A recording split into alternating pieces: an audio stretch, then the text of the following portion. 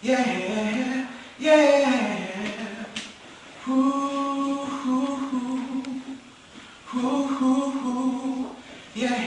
yeah.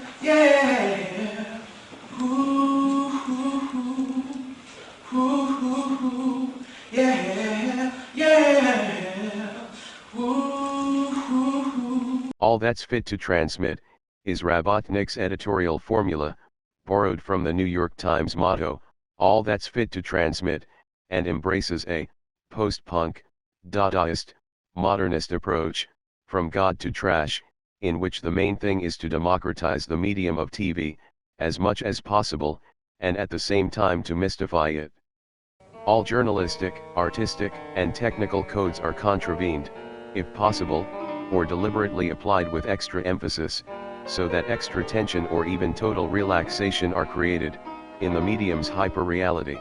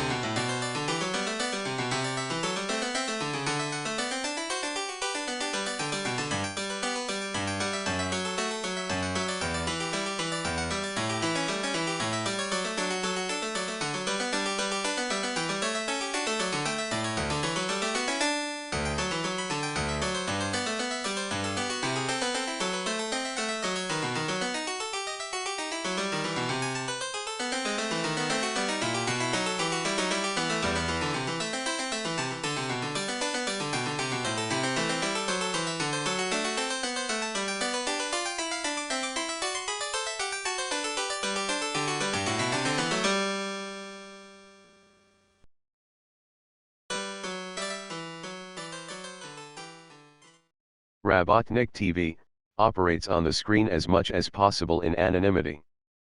Firstly, to skirt round all possible technical legal claims for alleged copyright infringement, but especially to emphasize the anonymity in artistic thinking.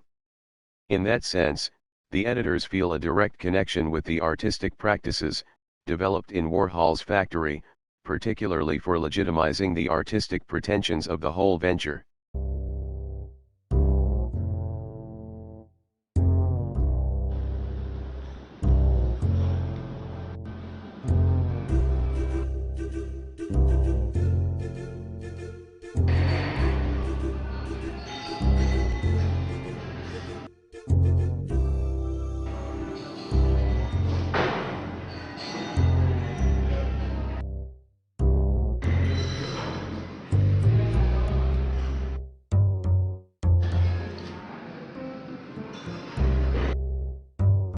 The programming aims as much as possible to give each weekly program its own identity.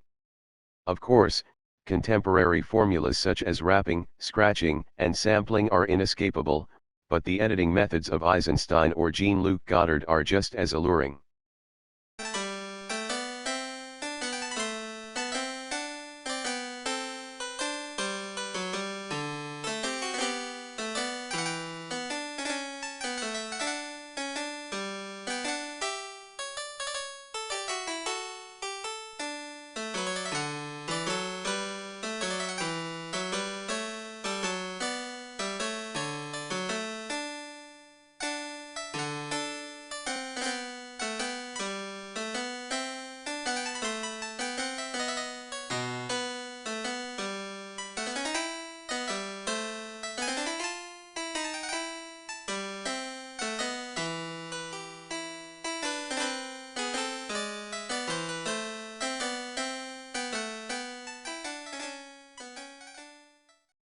Hence, each issue of the cultural magazine acquires an individual character, that is defined purely and simply by artistic considerations.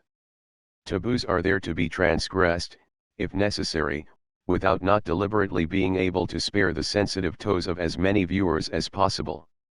TV on remote control so that both the newsreel format and the short items take this into account, while the next program or section of a program can deliberately jolt the whole pattern of viewing by the screen, becoming inert like a Zen-like image. According to research conducted by the Broadcasting Authority's rating service, Rabotnik TV has a broad density of viewers, around 50,000 viewers, tuning each week into Channel 4. Elie Bouw, Amsterdam's best-known disc jockey, calls the Video magazine one of his major viewing experiences of the season, along with the BBC's Visconti and Buñuel seasons, and Miami Vice. Regarde ma main, elle tremble encore. Qu'est-ce que tu as là?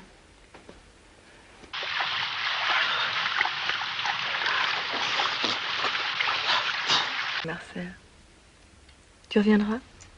Peut-être. Si tu n'as pas d'argent, De l'argent. Si rimedia. Hai voglia di lavorare sul serio? Lavorai a dove? Di allenarti in... C'est pas ça qui me manque. tu me fais peur. Stiamo mettendo insieme... The makers themselves view the whole thing as nothing more than an experiment in viewing and listening, a necessary refreshment, in the midst of the other broadcasters' extremely average contributions. In Studio Utopia, we see the scenic of the urban landscape, the reversibility, the incalculability, the art historical images of bourgeois structure. The city as contemporary seduction, the place where dealing goes on, seduction is on offer. The romantic street dregs, Baudelaire and the dandies, the passageways, where the wares are available, appear here in an anonymous atmosphere, the architects are nameless, the historical styles are intangible, a clear historical orientation is no longer possible. TV television, as a dustbin where everything can be deposited as trash collection. Old tapes, filmed from the monitor, the no longer visible tension of empty images, which can suddenly yield fire in the final edit.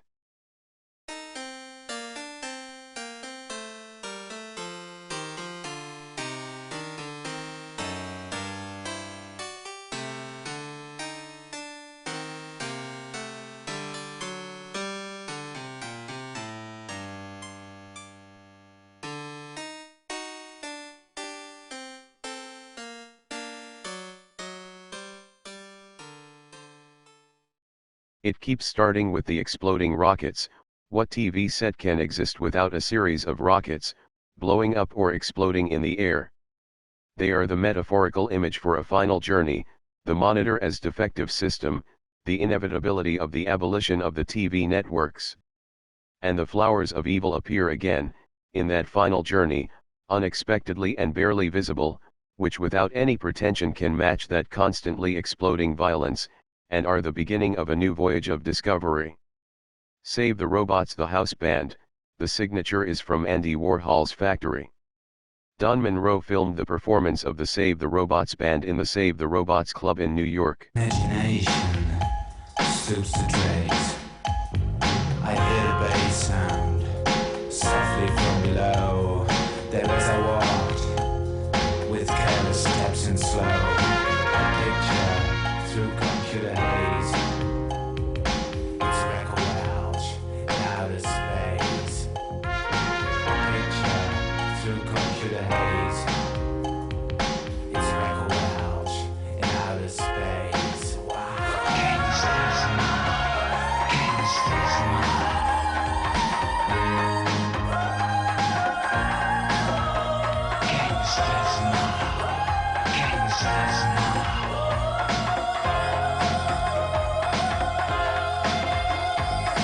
Broken glasses, wisely cut for show. Ranged over the counter, took a listen in a row. I hear the bass sound, softly from below. There as I walked, with careless steps and slow. Picture through computer haze. It's a rebel lounge in outer space. A picture through computer haze. It's a rebel lounge in outer space. Wow.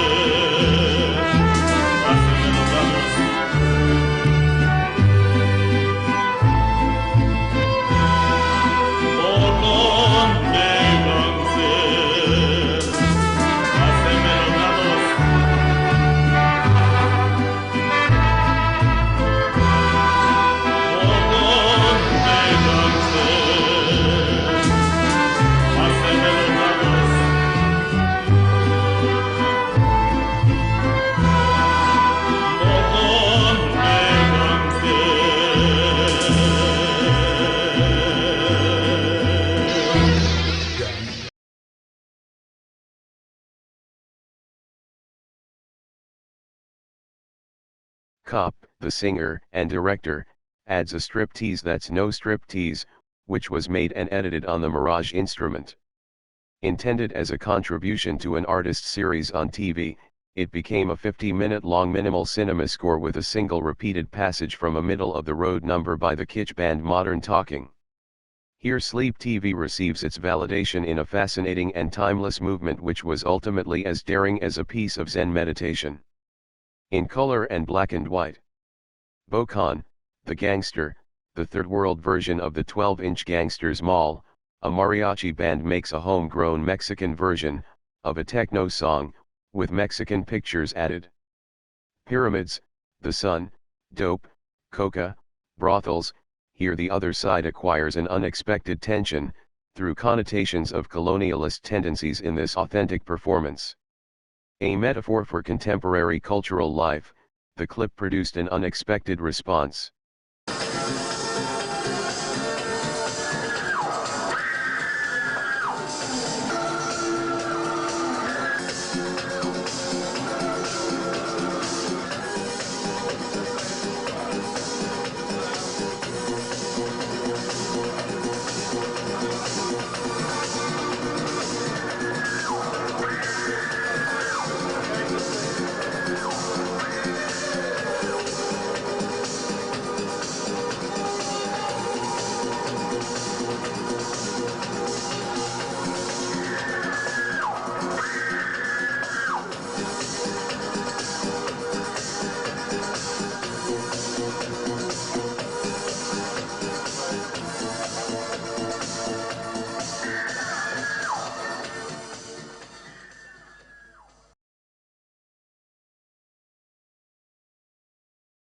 Spy. The set is an Amsterdam street, temporarily transformed into the Amsterdam ghetto during World War II, for the recording of a film. The past blends with the present, when in the midst of the uniformed SS, Wehrmacht, soldiers and anxious Jewish citizens, Mike Von B appears, ever the dandy in his tight raincoat, and hat pulled down over his eyes. Panic as Miep Gies is threatened with arrest, still greater panic as Mike Von B appears on screen, and immediately dominates the whole scene. It's unclear what's happening. Is this the ideal resistance fighter, waiting for his time to come, or the rough German director of this roundup who is causing so much panic? Later we see Mike Von B behind a cafe window.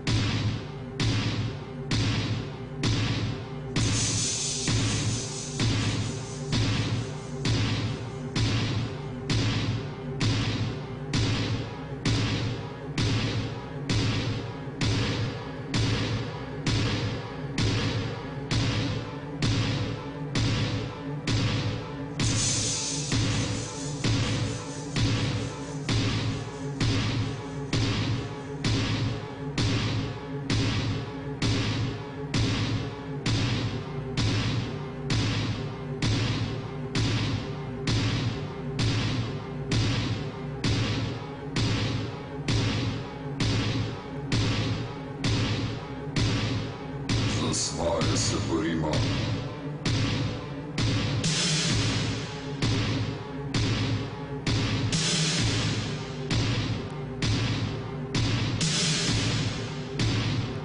Končana so dejanja mnogih.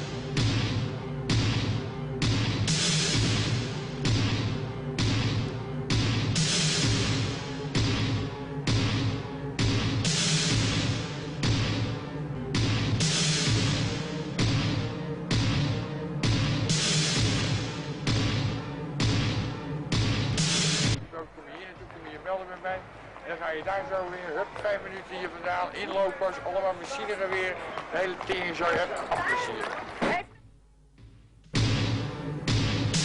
Polja smrti so posejana.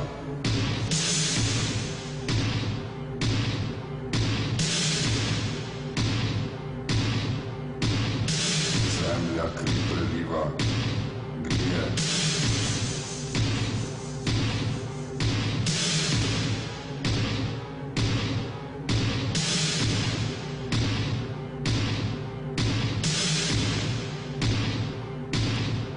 Le Temps Perdue. 3 parts poetry of the first order. Pasolini s Italian. Streetwalkers. Dutch, nautical poetry by Slauerhoff, Baudelaire in your trouser pocket, forgotten sentences by Cavafy, Ari Visser in the waiting room and the image continues gently, agilely in the millionaire's swimming pool, melancholy under the endless streetlights, voices mix with the sounds of the city. T.S. Eliot and the Wasteland.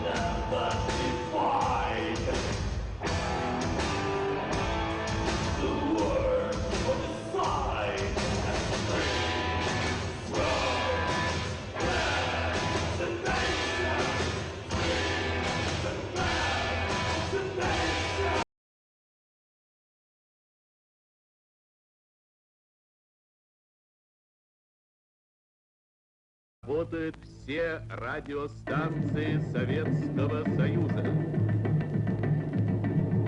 Работают все радиостанции Советского Союза.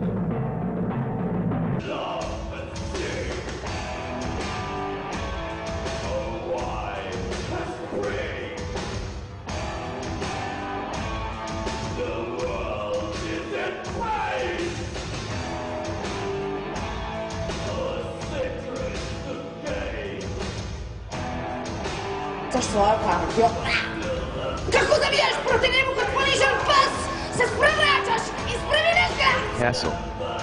The catastrophe of the atomic threat. The motto of Documenta in Castle is here punctuated by images of the guillotine. As an official participant at Documenta, Radio Rabotnik TV kept an eye on the achievements of other participants. Because alongside its own performance, Woltier die total poesy, alongside the art guerrillas, there was the poetic image of a death in Castle, where a documentary was shown in a classical atmosphere, to the music of Verdi, Mozart, and Stravinsky and focused on art in the classical sense, according to a classically formulated scenario.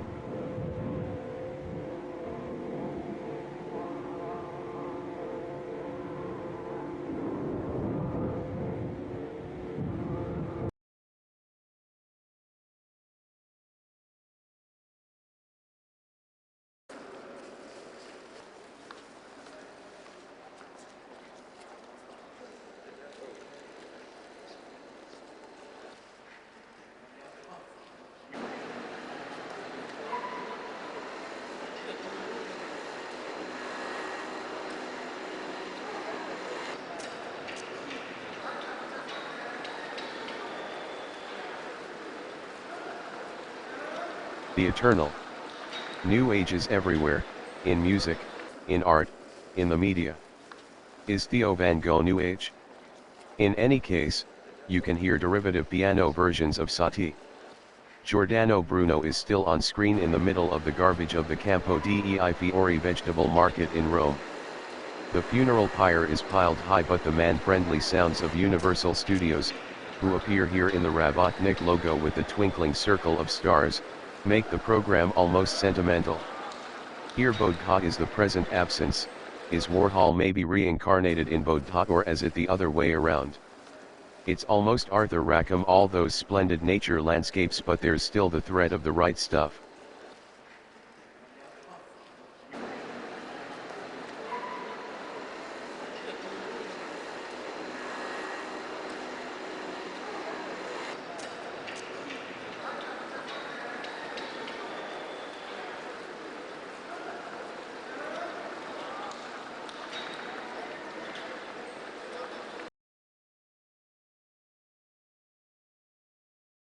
New York. The old-fashioned news reportage, on-the-road journalists allow themselves to accept hospitality of New Yorkers.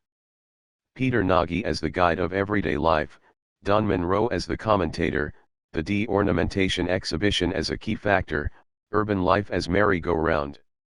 Underground, taxi rides, every image in a sun-baked city is a good image.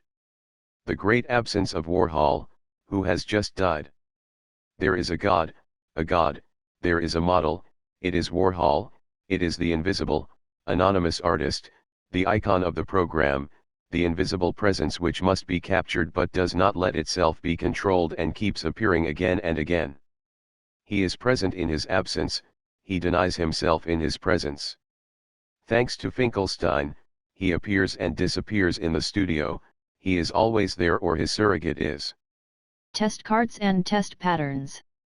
Share and experience the penultimate hypnotical visual experience with the television test pattern. This apotheosis of 20th century avant-garde turns out to be an absolute indicator of aesthetic mystical experience. Testbeeld is a Dutch word, literally meaning test image. The English BBC approved test card, or the more electronic, American term test pattern, reflected in the TV set he is watching. Hypnotized in an endless trance, the one image no longer knows what the other one depicts, its origins and outcome are inextricably jumbled together. It's Samuel Beckett, the unnameable, incorporated, for as long as we watch him, into an everyday image of Buddha. One product in an endless series, each interchangeable for another. I, of whom I know nothing. I know my eyes are open, because of the tears that pour from them unceasingly. I know I am seated, my hand on my knees, because of the pressure against my rump, against the solace of my feet, against the palms of my hands, against my knees. Against my palms the pressure is of my knees, against my knees of my palms, but what is it that presses against my rump, against the solace of my feet? I don't know. But what makes me say I gaze straight before me as I have said? How long has the Buddha been gazing so unremittingly at his own image and likeness? And why do we find that eternal image of the Eastern Narcissus so intermittently fascinating? Sometimes I think that the reason I like looking at the test pattern for such long periods of time, is not because of what I see, but to match myself against the Buddha's imperturbable demeanor, in a spiritual competition with a foregone conclusion.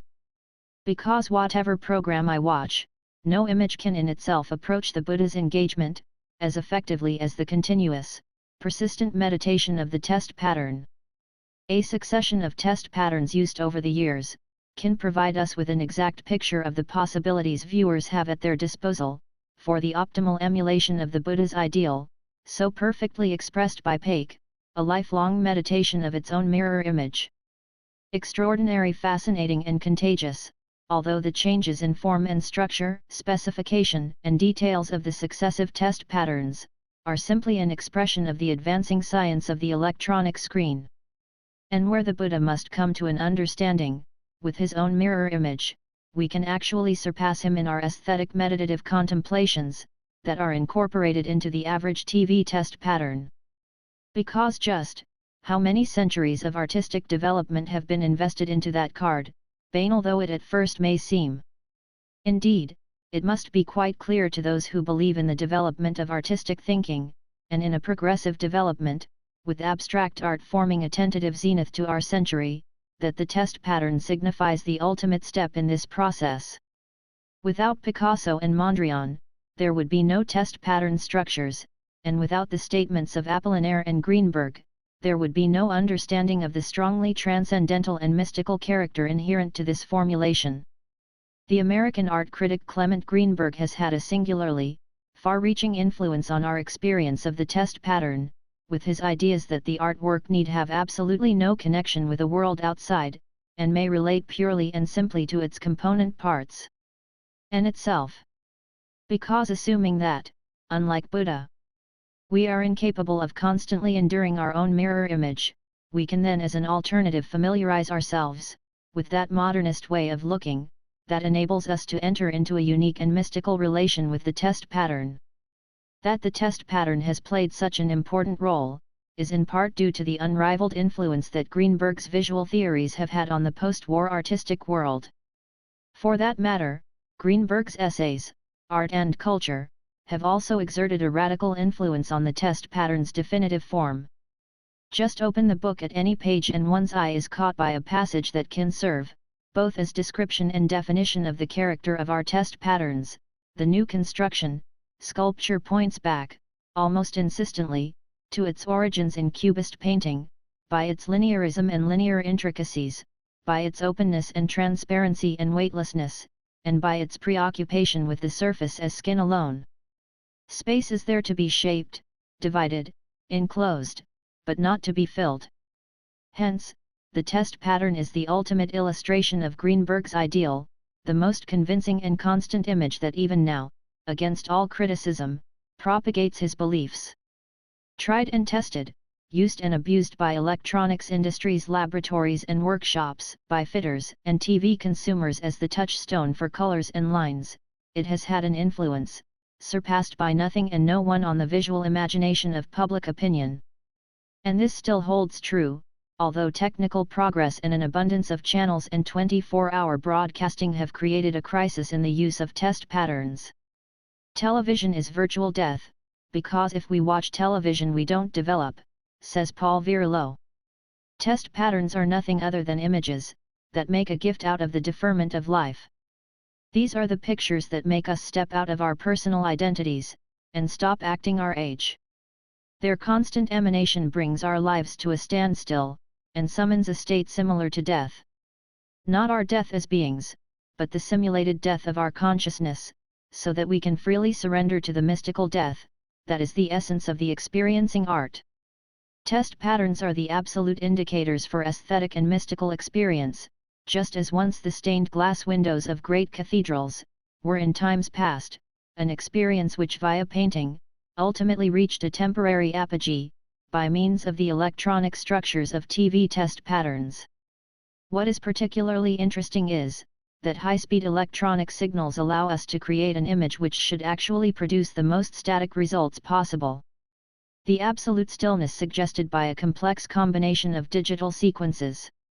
Gradually test patterns, which were originally intended to facilitate the constructing and adjusting of television sets, have developed into the ultimate metaphor that appears to reconcile us with death.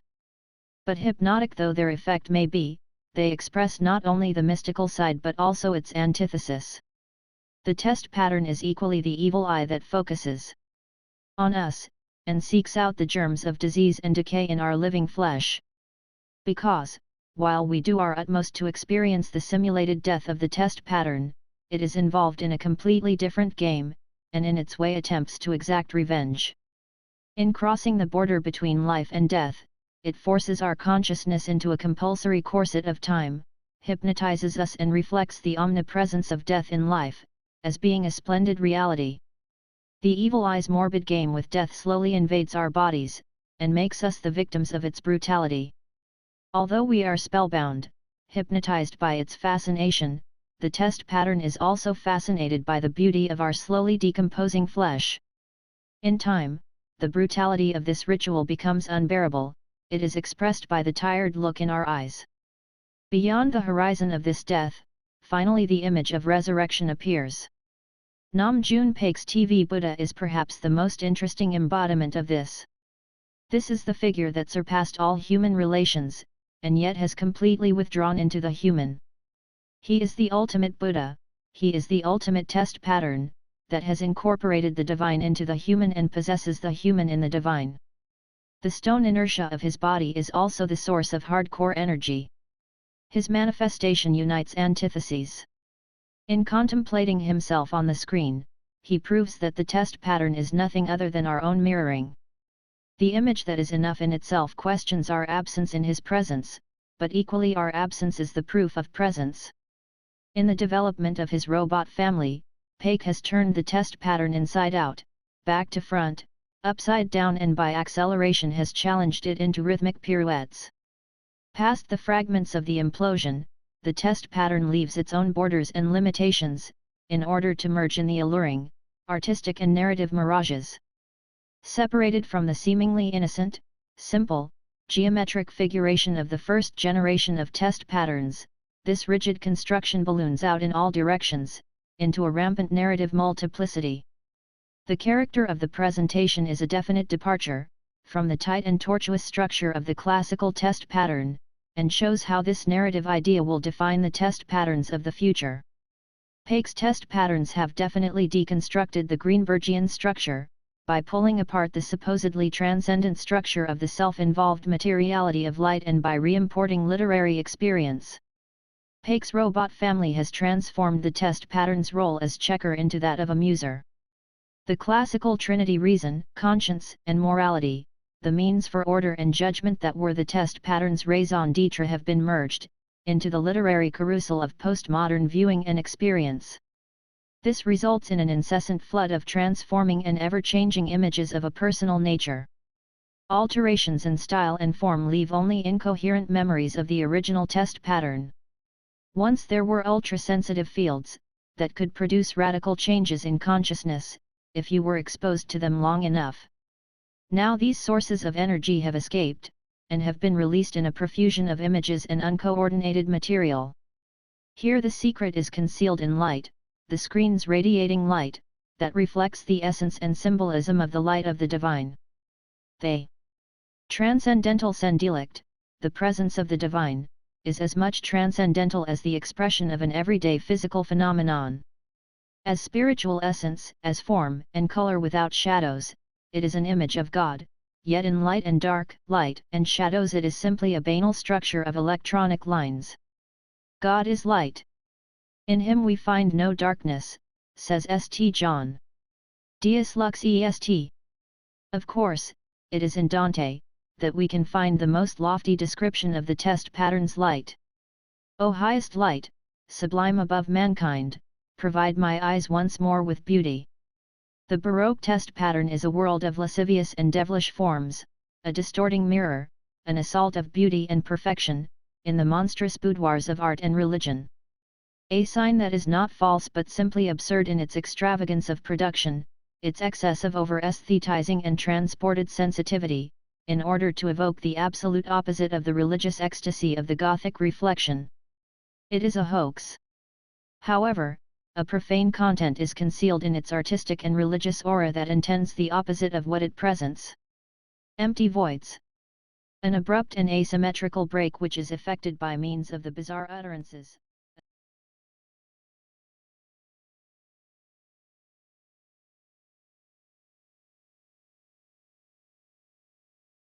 associated in form with mystic inclinations, in order to provide the evil eye with the opportunity to reveal itself. Baroque transparency.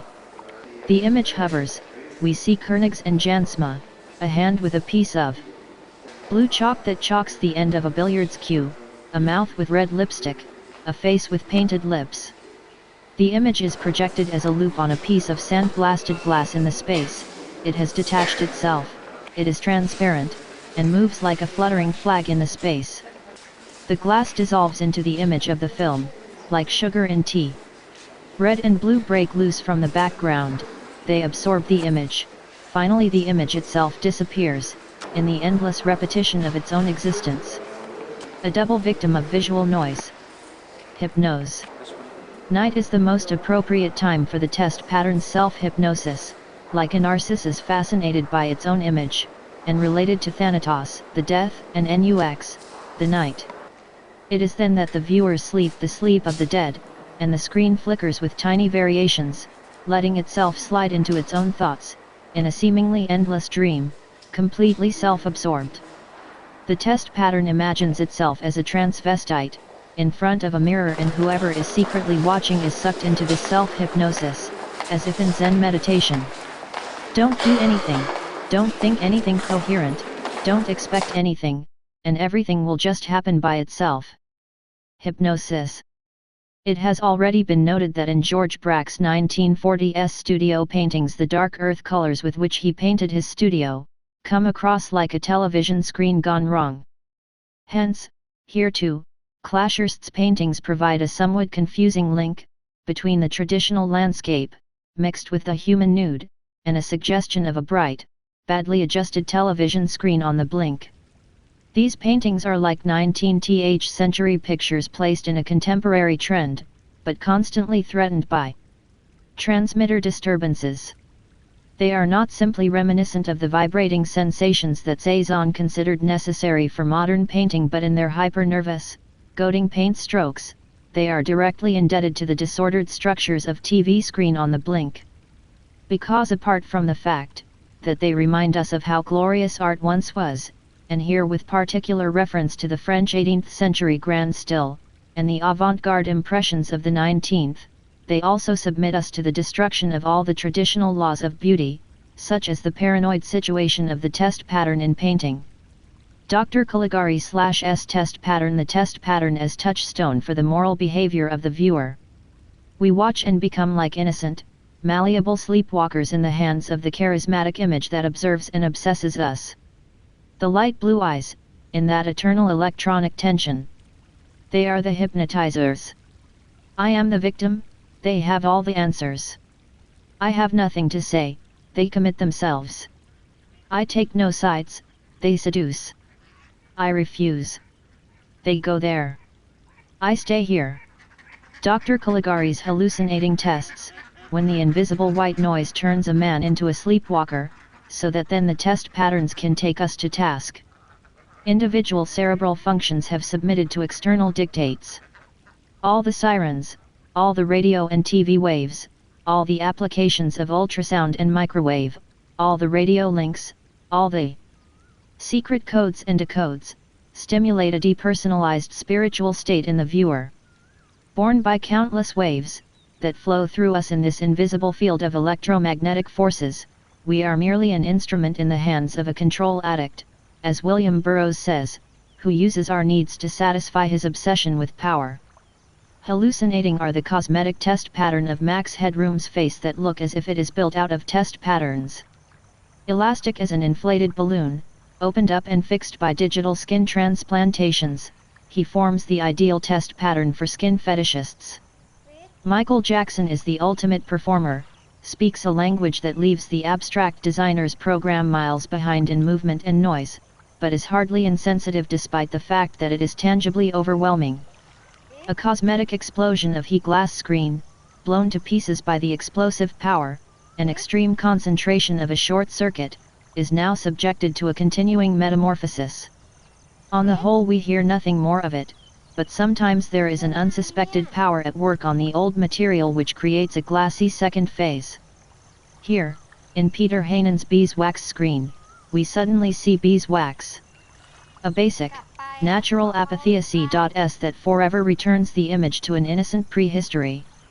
Explosion and abyss in the sublime, a screen color, the expression of a celestial blue fastened to a fragile support, the abyss is immediately behind that deepest experience. There is nothing hidden here, a knife would be superfluous. Walking a tightrope, the wild zips are balancing like tornadoes across the field. In this area of illusion, vertigo and whirl entice our gaze across the border. The whole is test pattern in the paintings of Caspar David Friedrich, with the whole in the image, the one, awesome, true moment, the moment of absolute happiness, the absolute pain, the absolute desolation, the absolute connection, the moment when God completely reveals himself. The painter Friedrich knew that the image had to be broken through, a visual hole in the painting, like a ship run aground at the North Pole, foundered on the drifting ice floes. A clear prelude to a breakthrough, in the field of vision. For almost a century, the fragments of the broken screen have been trapped within the floes, drifting towards the pool. Waiting for a decisive step, into the abyss behind the screen.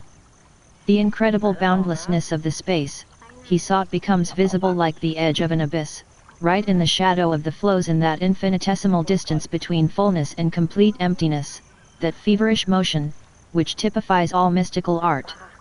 It is as if the instant of the short circuit is caught forever in an eternal moment.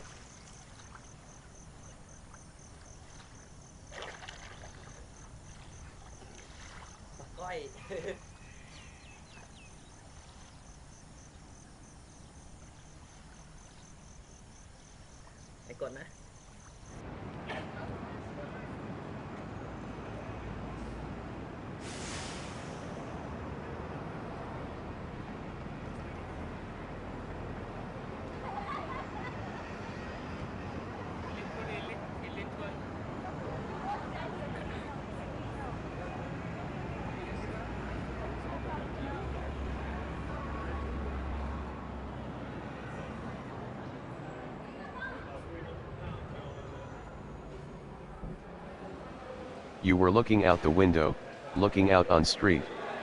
I can't remember exactly, Trump had passed me on the stairs, after he left you, or was that another day? The place was deserted that night, stairs, corridors, stairs. No, I don't remember anymore, I don't remember anymore myself, I don't remember you. Who is you, Trump or you? I knocked, didn't you hear?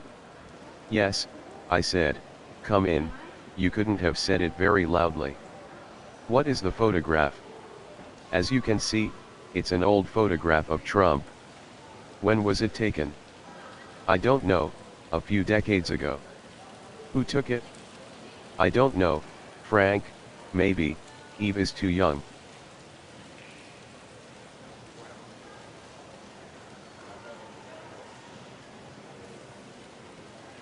在工作室，办公室你正看起来失落。朝着街道我正好不能记得。他已经在楼梯上通过我。在他离开你之后，还是那个改天，夜里的地方。地方那个夜晚被抛弃。楼梯，走廊，楼梯。 我不再记得，我不再记得自己，我不记得，我不记得你，你的你，他，我撞，你没听到吗？是的，我说，进来，你本不会非常高声说他，在这张照片上，这张照片是什么？ 如你所见，这是一张YVES克莱因的旧的照片。点它什么时候被带？点我不知道。几十年农用。点谁带它？点我不认识。弗兰克。或许 YVES 太年轻。或许他没被带在那里，或许他在他花费在城市内，在暗点花园，或者或许他其他地方。是的，或许在公园和 BIRDY 人。今天下午你做什么？没有什么。我寻找你。 在沙龙是你，不在墙附近的绿色的公园。我在那里没看见你。你有某些事情告诉我了吗？简打翻着你表情。I am 相当疲倦。你应该休息。终究，那是我们在这里的原因。你正出去吗？我认为我将去公园。听 VIRDY 人。简在这个时候吗？简为什么不？安德森明天到达，我们将与他吃午餐。如果你没有其他计划，当然不。什么其他计划？直到今天晚上，那时，在门关上之后，你努力听到，但是没有声音。没有其他门关上，